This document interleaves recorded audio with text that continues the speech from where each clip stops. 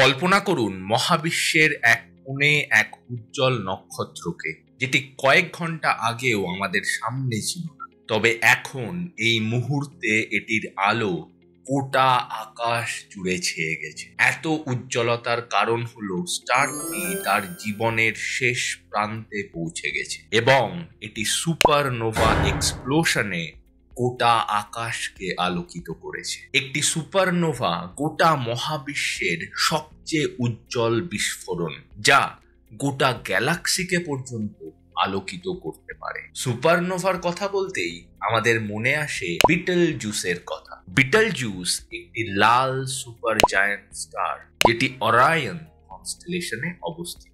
আমাদের থেকে প্রায় 600 লাইট ইয়ার্স দূরে এই বিটেলজুসের অবস্থান, যেটির ডায়ামিটার শনি গ্রহের অরবিটের সমতুল্য। এটি অদূর ভবিষ্যতে একটি দর্শনীয় সুপারনোভা হিসাবে এক্সপ্লোড হওয়ার সম্ভাবনার কারণে জ্যোতির্বিজ্ঞানী এবং জনসাধারণের মনোযোগ আকর্ষণ করেছে। যদিও জ্যোতির্বিজ্ঞানীর ভাষায় অদূর ভবিষ্যৎ কথাটির অর্থ কয়েক দশক থেকে কয়েক হাজার বছর পর্যন্ত হতে পারে। তার উপর অ্যাস্ট্রোনমির ফিল্ডে দূরবর্তী বস্তুর জন্যে বর্তমানকে সংজ্ঞায়িত করার জন্য লাইটের ট্রাভেল টাইম কনসেপ্টটি ওতপ্রোতভাবে জড়িত।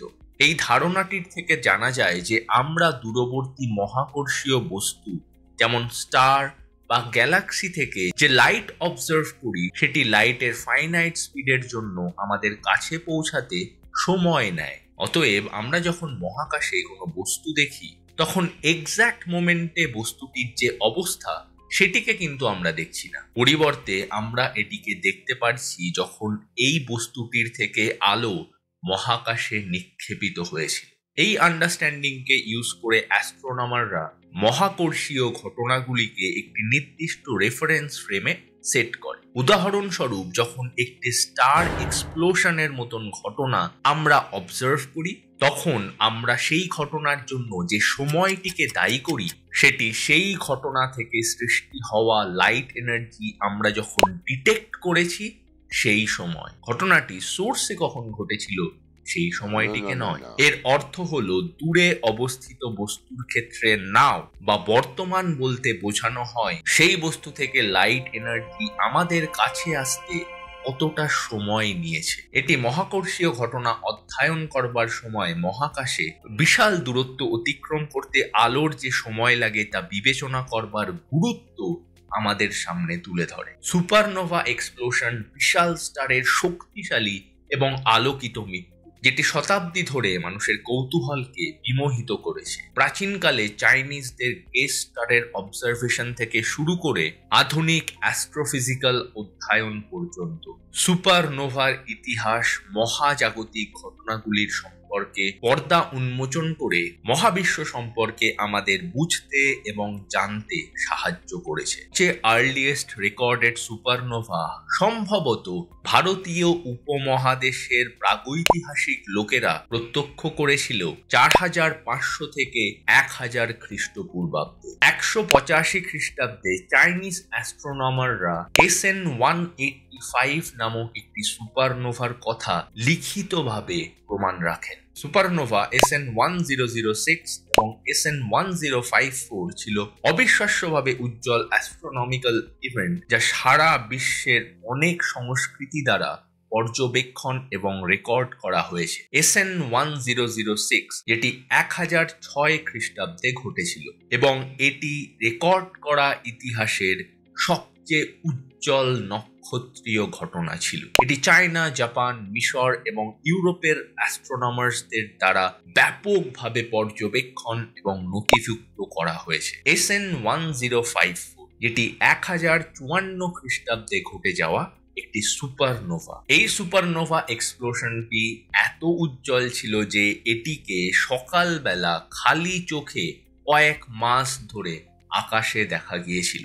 SN1054 এর সুপারনোভার অবশিষ্টাংশ এখন ক্র্যাব নেবিউলা নামে পরিচিত। সাম্প্রতিক সময়ে সুপারনোভা 1987 এ অ্যাস্ট্রোফিজিক্সের একটি গুরুত্বপূর্ণ ঘটনা হিসাবে চিহ্নিত হয়েছে। লার্জ ম্যাজেলানিক ক্লাউডে অবস্থিত এই সুপারনোভা বর্তমান সময়ে সবচেয়ে কাছের সুপারনোভা, যা অ্যাস্ট্রোনমারদের নাক নাক্ষত্রিক বিবর্তনের অভূতপূর্ব অন্তর্দৃষ্টি প্রদান করেছে। বিটেলজুসের সুপারনোভা এক্সপ্লোশনের সময়কে ঘিরে যে আনসার্টেনটি তৈরি হয়েছে সেটির পেছনে বেশ কিছু ফ্যাক্টরস দায়ী। এটির জটিল ইন্টারনাল ডাইনামিক্স এবং এটির বেসিক অ্যাট্রিবিউটস, যেমন এটির এজ, এটির ভর এবং পৃথিবী থেকে এটির দূরত্ব প্রিসাইজলি না জানবার কারণে এটির এক্স্যাক্ট সুপারনোভা স্টেজে পৌঁছানোর যে টাইম লাইন সেটি আমাদের কাছে অজানা। এক্স্যাক্ট টাইমের সম্পর্কে অনিশ্চয়তা থাকলেও বিজ্ঞানীরা একমত যে বিটেলজিউস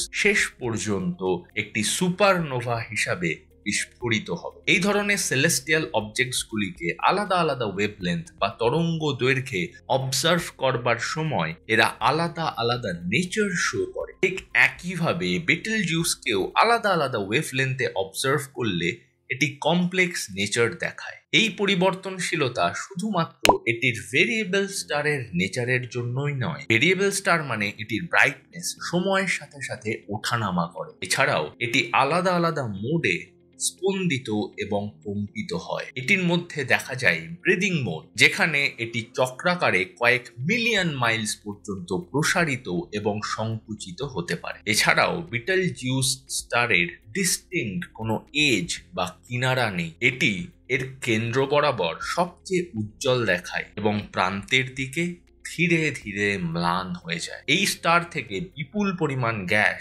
স্পেসে নির্গত হয়। এটির মধ্যে মাল্টিপল অ্যাসিমেট্রিক গ্যাস শেল থাকবার কারণে এটির ডিস্টর্টেড ইমেজ আমরা দেখতে পাই। তার উপর এটির নন স্ফেরিক্যাল শেপ এটি রোটেশনাল অ্যাক্সিসের অ্যালাইনমেন্টের ডিটেকশনেও বাধা প্রদান করে। এই সব সম্মিলিত কারণের জন্যই বিটেলজিউস স্টারের প্রকৃত সাইজ এবং আমাদের থেকে স্টারের যে ডিস্টেন্স সেটি মেজার করা অ্যাস্ট্রোনমার্সদের কাছে অনেক চ্যালেঞ্জিং। ইউরোপিয়ান স্পেস এজেন্সির হিপারকস স্পেস টেলিস্কোপ 1989 সালে বিটেলজিউস সহ প্রায় 1 লক্ষেরও বেশি নিয়ার বাই স্টার্স এর ডিস্টেন্সের ডেটা কালেক্ট করে। সেখান থেকে বিজ্ঞানীরা অনুমান করেন যে এটি পৃথিবী থেকে অলমোস্ট 430 লাইট ইয়ার্স দূরে অবস্থিত। কিন্তু পরবর্তীকালে এই পর্যবেক্ষণে কিছু ত্রুটি লক্ষ্য করা যায়। এই ত্রুটিগুলিকে সলভ করে বিজ্ঞানীরা পৃথিবী থেকে এই স্টারটির ডিস্টেন্স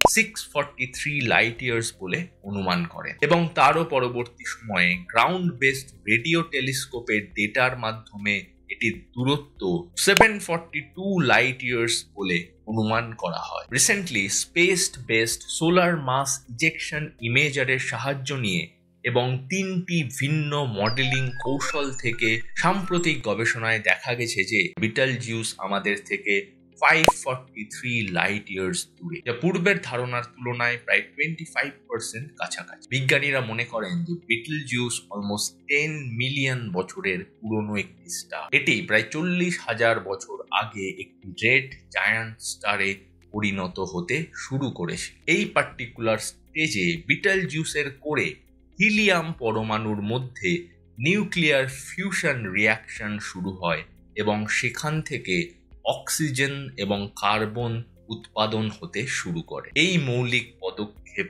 থেকেই বিটেলজিউসের কোর এর কোল্যাপস করবার সূত্রপাত। এটি ধীরে ধীরে একটি সুপারনোভা এক্সপ্লোশনের দিকে নিয়ে যাচ্ছে। আমাদের সূর্যের ভরের তুলনায় প্রায় 10 to 20 টাইমস বেশি ভরের এই স্টার তার কোরে যতক্ষণ না পর্যন্ত আয়রন এলিমেন্ট গঠন করতে পারছে ততক্ষণ অবধি এই স্টারের মধ্যে ফিউশন রিয়াকশন চলতে থাকবে। এখন দেখে নেওয়া যাক কিভাবে আয়রন কোর একটি স্টারের লাইফ টাইমে গুরুত্বপূর্ণ ভূমিকা পালন করে। এমন বৃহদাকার স্টারে নিউক্লিয়ার ফিউশন রিয়াকশন শুরু হয় যখন কোরে অবস্থিত হাইড্রোজেন ফিউজ হয়ে হিলিয়াম গঠন করে। একটি সময় পর যখন স্টারের মধ্যে হাইড্রোজেন জ্বালানি এক্সস্ট হয়ে যায় তখন হিলিয়ামের মধ্যে ফিউশন রিয়াকশন শুরু হয় এবং এটি হেভিয়ার এলিমেন্টস কার্বন, অক্সিজেন এগুলি সৃষ্টি করতে থাকে। এই প্রক্রিয়াটি ক্রমান্বয়ে ভারী উপাদানের ফিউশন রিয়াকশনের সাথে সাথে চলতে থাকে এবং সাথে সাথে স্টারের কোরে নিয়ন, ম্যাগনেসিয়াম, সিলিকন ইত্যাদি ভারী এলিমেন্টস তৈরি হয়। অবশেষে স্টারের কোরে সিলিকনের ফিউশন রিয়াকশনের মাধ্যমে তৈরি হয় আয়রন। আয়রন একটি ইউনিক উপাদান কারণ এটি সবচেয়ে স্থিতিশীল এবং এটি ফিউশনের মাধ্যমে এনার্জি রিলিজ করতে পারে না। যখন কোর প্রাথমিকভাবে আয়রনে পরিণত হয় তখন ফিউশনের মাধ্যমে স্টারের ভেতর শক্তি প্রদান বন্ধ হয়ে যায়। লাইটার এলিমেন্টস এর ফিউশন রিয়াকশনের ঠিক উল্টো ঘটনা এখানে ঘটে। যখন আয়রনের মধ্যে ফিউশন রিয়াকশন শুরু হবার প্রবণতা দেখা যায় তখন সেই ফিউশন রিয়াকশন থেকে এনার্জি নির্গত হবার চেয়ে বেশি শক্তি খরচ হয়ে যায় এবং স্টারের মধ্যেকার মাধ্যাকর্ষণ প্রতিরোধের জন্য ফিউশন প্রক্রিয়া থেকে এক্সটার্নাল ফোর্স তৈরি না হবার কারণে এই আয়রন কোর একটি সময় পর কোল্যাপস করে। এই র্যাপিড কোল্যাপস অত্যন্ত উচ্চ তাপমাত্রা এবং চাপের সৃষ্টি করে, যেটি ধীরে ধীরে স্টারটিকে সুপারনোভার দিকে চালনা করে। সুপারনোভার কারণে স্টারের বাইরের স্তরগুলি স্পেসের মধ্যে এক্সপ্লোড করবে। সুতরাং আয়রন কোর হলো একটি স্টারের ফিউশন সাইকেলের শেষের দিক, যেটি স্টারকে সুপারনোভার দিকে আসন্ন পতনকে চিহ্নিত করে। এছাড়াও বিজ্ঞানীরা মনে করেন যে বিটেলজিউসের ইন্টারনাল স্ট্রাকচার একটি কমপ্লেক্স নেচারের। বিটেলজিউসের লাইট স্পেকট্রাম অ্যানালিসিস করলে এটির আভ্যন্তরীণ কমপ্লেক্স গঠন দেখতে পাওয়া যায়, যার মধ্যে আলাদা আলাদা শেলস বা খোলসের উপস্থিতি আছে। এছাড়াও বিটেলজিউসের কোর সিলিকনকে আয়রনে ফিউজ করবার পর্যায়ে প্রায় পৌঁছে গেছে। এছাড়াও আমরা জানি যে বিটেলজিউস একটি ভেরিয়েবল স্টার। বিটেলজিউসের সাম্প্রতিক অস্বাভাবিক আচরণ জ্যোতির্বিজ্ঞানীদের বিমোহিত করেছে, যে ইভেন্টটিকে গ্রেট ডিমিং বলা হয়। এই ঘটনাটি 2019 সালের শেষের দিকে এবং 2020 সালের প্রথম দিকে ঘটেছে। এই ঘটনাটি বিজ্ঞানীদের মধ্যে স্টারটির আসন্ন সুপারনোভা এক্সপ্লোশনের সম্পর্কে জল্পনা তৈরি করেছে।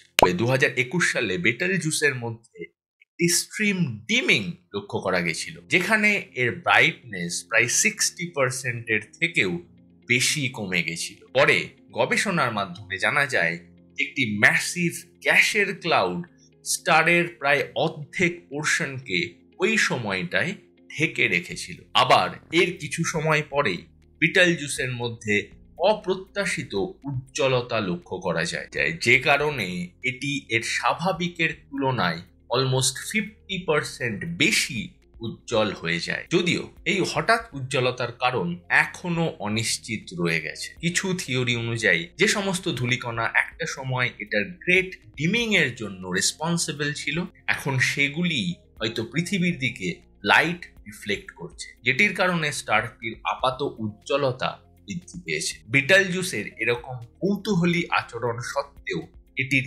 ইমিডিয়েট সুপারনোভা এক্সপ্লোশনের পসিবিলিটি কম বলেই মনে করা হয়, কারণ এই ব্রাইটনেসের তারতম্য একটি স্টারের সারফেসের ঘটনা এবং সুপারনোভা স্টারের কেন্দ্রে উদ্ভূত হয়। বিটেলজিউস ইতিমধ্যেই তার জীবন চক্রের শেষের দিকে এগিয়ে এসছে, কিন্তু বিজ্ঞানীদের প্রদত্ত মডেল অনুযায়ী এটির সুপারনোভার জন্য সম্ভাব্য সময়রেখা কয়েক হাজার বছর থেকে 1.5 মিলিয়ন বছরের মধ্যে ঘটতে পারে। বিটেলজিউসে যখন এই সুপারনোভা এক্সপ্লোশনটি ঘটবে সেটি হবে একটি মহাজাগতিক ঘটনা। সেখানে ঘটবে নিউট্রিনো কণার বৃষ্টি এবং পৃথিবী থেকে এই স্টারের মধ্যে এর ব্রাইটনেসে একটি র্যাপিড চেঞ্জ লক্ষ্য করা যাবে। এটি একটি সংক্ষিপ্ত সময়ের জন্য আমাদের আকাশে পূর্ণিমার চাঁদের মতো জ্বলজ্বল এবং ধীরে ধীরে কয়েক মাস পর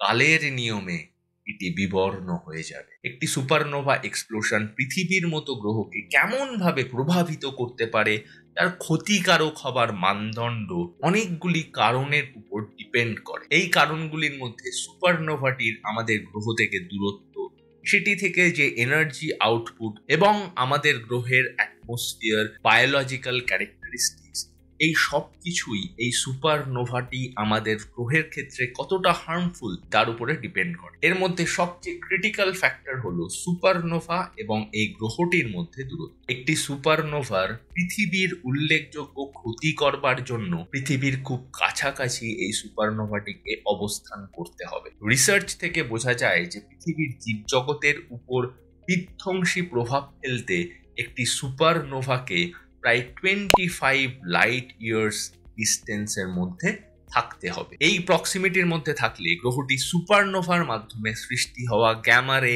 এক্স রে এবং উচ্চ মহাজাগতিক বিকিরণের সংস্পর্শে এসে যাবে। এই সুপারনোভার জন্য তৈরি হওয়া যে এনার্জি আউটপুট, সেটি হলো আরেকটি ফ্যাক্টর। একটি supernova explosion enormous amount of energy এবং হাই এনার্জি রেডিয়েশন রিলিজ করে, যেটি স্পেসে ভাস্ট ডিস্টেন্স ট্রাভেল করে। এই রেডিয়েশন পৃথিবীতে লাইফের জন্য প্রাণঘাতী হতে পারে, যা ওজোন লেয়ারের ক্ষতি, ডিএনএ মিউটেশন এবং সরাসরি বিকিরণ বিষক্রিয়ার কারণ হতে পারে। পৃথিবীর ozone layer harmful ultraviolet radiation থেকে আমাদেরকে রক্ষা করতে গুরুত্বপূর্ণ ভূমিকা পালন করে, এবং কোনো নিয়ারবাই সুপারনোভা যদি আমাদের এই ওজোন লেয়ারকে ক্ষতি করতে পারে, তাহলে এই হার্মফুল রেডিয়েশনগুলি আমাদের কন্ট্যাক্টে ডাইরেক্ট চলে আসবে। It can also damage the living organisms and the ecosystem as a whole. এছাড়াও সুপারনোভা এক্সপ্লোশনের যে ডাইরেকশনালিটি,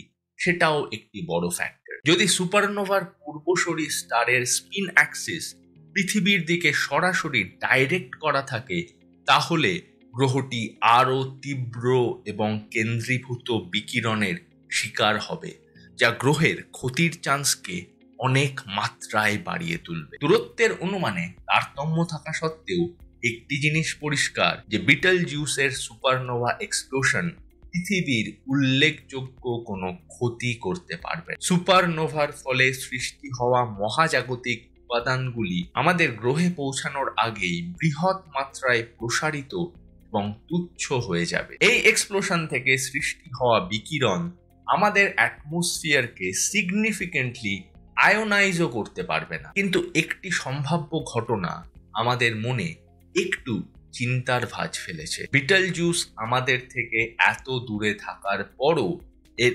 এক্সপ্লোশনের ফলে যে গ্যামা রে ব্রাস্ট হবে, সেটি যদি পৃথিবীর দিকে ডাইরেক্টেড থাকে, তাহলে সেটি আমাদের ওজোন লেয়ারকে ক্ষতি করতে পারে। যদিও এটির সম্ভাবনা খুবই ক্ষীণ, কারণ বিটেলজিউস একটি এক্সেপশনালি ম্যাসিভ স্টার নয়। তার উপর এটির অ্যাক্সিস আমাদের গ্রহের উপর সরাসরি নির্দেশিত হবারও সম্ভাবনা প্রায় না থাকার মতনই। বিটেলজিউস স্টারকে নিয়ে আরও গবেষণা এবং রিসার্চের মাধ্যমে আমরা এটির চূড়ান্ত সুপারনোভা এক্সপ্লোশনের প্রক্রিয়াগুলি সম্পর্কে বিশদে জানতে পারবো। এক্ষেত্রে জেমস ওয়েব স্পেস টেলিস্কোপের মতো অ্যাডভান্সড টেলিস্কোপ তথ্য সংগ্রহে গুরুত্বপূর্ণ ভূমিকা পালন করবে। বিটেলজিউস সম্পর্কে আমার এই ভিডিওটি যদি আপনাদের ভালো লেগে থাকে, প্লিজ আমার এই ভিডিওটি লাইক করুন, আমার চ্যানেলটি সাবস্ক্রাইব করুন এই ধরনের আরও ভিডিও দেখবার জন্য।